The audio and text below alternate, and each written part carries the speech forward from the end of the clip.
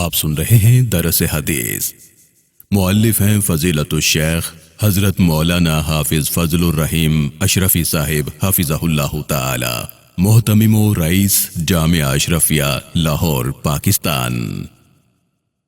جج اور منصف کے لیے مشعل راہ۔ عن عبداللہ ابن عباس رضی اللہ تعالی عنہ عن النبی صلی اللہ علیہ وسلم قال: لو يعطى الناس بدعواهم لادعى قوم دماء قوم وأموالهم ولكن البينة على المدعي واليمين على من أنكر، رواہ البیہقی۔ حضرت عبداللہ ابن عباس رضی اللہ تعالیٰ عنہما سے روایت ہے کہ رسول اللہ صلی اللہ علیہ وسلم نے فرمایا، اگر لوگوں کو محض دعوے ہی پر ان کا مدعا دے دیا جائے تو بہت سے لوگ اپنے آدمیوں کے خون اور مال کا دعویٰ کرنے لگیں گے، لیکن دعویٰ کرنے والے کے ذمے گواہ ہیں، اور جو انکار کرے اس شخص پر لازم ہے کہ وہ قسم کھائے۔ اسے امام بیہقی نے روایت کیا ہے۔ میرے پیارے مسلمان بھائیوں، اللہ رب العزت نے رسول اکرم صلی اللہ علیہ وسلم کو عدل و انصاف اور قوت فیصلہ کا بے مثال ملکہ عطا فرمایا تھا۔ جو مسائل بڑے بڑے مفکر حل نہ کر سکتے تھے، آپ صلی اللہ علیہ وسلم نے بظاہر معمولی باتوں ہی میں طے کر دیے۔ الجھے ہوئے معاملات اور باہمی اختلافات کا فیصلہ اس خوبصورتی سے فرماتے کہ ہر فریق مطمئن ہو کر واپس جاتا۔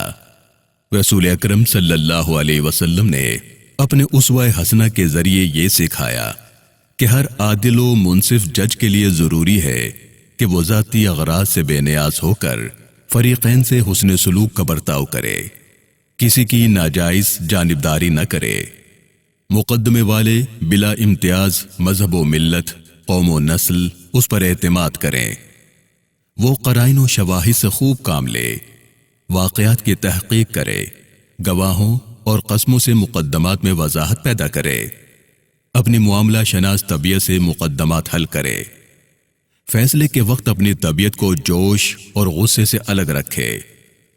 اگر یہ تمام اوصاف کسی جج میں موجود ہوں تو یقیناً وہ منصف اور جج کہلانے کا مستحق ہے، ورنہ وہ صحیح معنوں میں منصف، جج، حاکم یا قاضی نہیں کہلا سکتا۔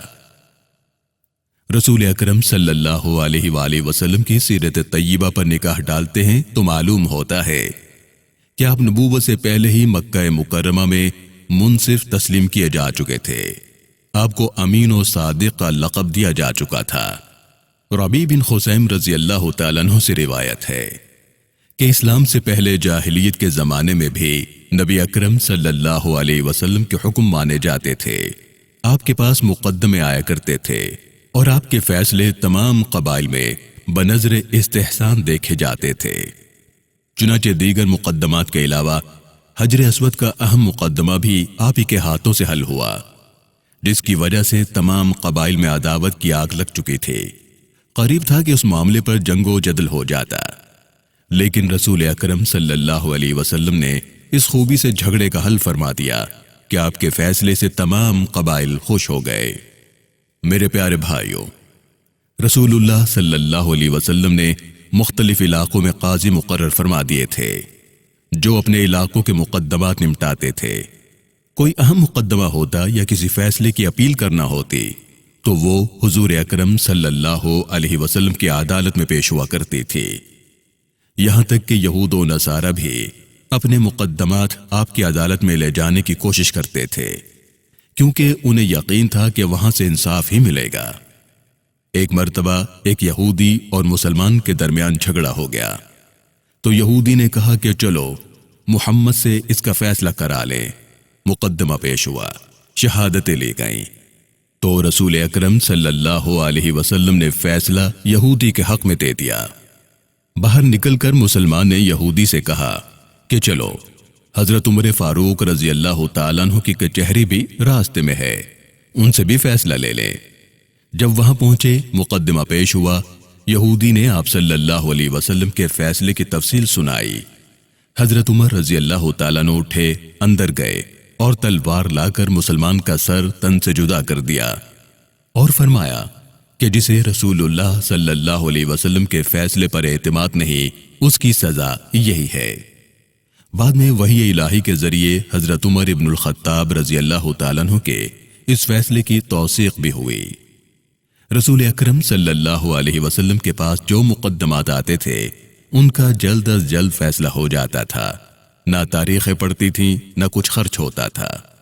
اگر گواہ موجود ہوتے تو مدعی سے فوراً طلب کیے جاتے، اگر اس معاملے میں کوئی عینی گواہ نہ ہوتا تو مدعا علیہ پر قسم دی جاتی، اس کے بعد غور کر کے فیصلہ کر دیا جاتا۔ میرے پیارے ایمانی بھائیوں، رسول اکرم صلی اللہ علیہ وسلم کی عدالت میں کسی قسم کا کوئی تکلف نہیں ہوتا تھا، نہ دربان، نہ پہرے دار، نہ وکیل، نہ محرر، نہ رشوت لی جاتی، نہ سفارش سنی جاتی۔ چنانچہ جب شرفاء قریش کی ایک عورت فاطمہ بنت اسود چوری کے جرم میں پکڑی گئی تو مقدمہ پیش ہوا، ثبوت ملنے پر ہاتھ کاٹنے کا حکم صادر ہوا، لیکن جب شرافت نسب کی وجہ سے اہل خاندان نے سفارش کروائی تو آپ صلی اللہ علیہ وسلم نے فرمایا، کیا تم اللہ کی مقرر کردہ حدود میں سفارش کرتے ہو؟ تم سے پہلی قومیں اس لیے ہلاک ہوئیں کہ جب کوئی بڑا آدمی جرم کا ارتکاب کرتا تو اسے چھوڑ دیتے اور غریبوں کو سزا دیتے۔ اللہ کی قسم، اگر فاطمہ بنت محمد بھی چوری کرتی تو اس کا ہاتھ بھی ضرور کاٹا جاتا۔ ایک مرتبہ حضرت زبیر رضی اللہ تعالیٰ عنہ اور ایک انصاری میں کھیت کے پانی پر جھگڑا ہو گیا۔ انصاری نے کہا کہ پہلے میں کھیت میں پانی دوں گا، اور حضرت زبیر رضی اللہ تعالیٰ عنہ کہتے تھے کہ پہلے میں دوں گا۔ مقدمہ حضور اکرم صلی اللہ علیہ وسلم کی خدمت میں پیش ہوا۔ آپ نے متنازع مقام کا نقشہ طلب فرمایا تو معلوم ہوا کہ اس پانی کے قریب حضرت زبیر رضی اللہ تعالیٰ عنہ کا کھیت ہے اور اس کے بعد انصاری کا کھیت ہے۔ اس لیے آپ نے یہ فیصلہ کر دیا کہ پہلے زبیر اپنے کھیت کو پانی لگا لے، اس کے بعد انصاری کو دے دیں۔ انصاری نے کہا کہ آپ نے زبیر کے حق میں اس لیے فیصلہ دیا کہ یہ آپ کے رشتہ دار ہیں۔ حضور صلی اللہ علیہ وسلم کو یہ بات ناگوار گزری تو فرمایا، اے نادان، اگر میں نے بھی انصاف نہ کیا تو پھر کون انصاف کرے گا؟ اللہ کی قسم، جس نے جانبداری سے کام لیا اور انصاف چھوڑ دیا وہ کبھی کامیاب نہیں ہو سکتا۔ اللہ رب العالمین ہمیں اپنے معاشرے میں عدل و انصاف قائم فرمانے کی توفیق عطا فرمائے، آمین۔